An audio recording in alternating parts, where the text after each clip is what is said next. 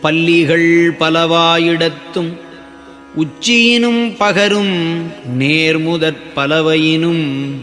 சொல்லியதோறும் பிறர் துயர் கேட்கச் சொல்கின்றவோ எனச் சூழ்ந்தே மெல்லிய மனம் நொந்து இளைத்தனன் கூகை வெங்குரல் செய்யுந்தொறும் எந்தாய் வல்லிய குரல் கேட்டு அயற்பசு போல வருந்தினேன் எந்தை நீ அறிவாய்.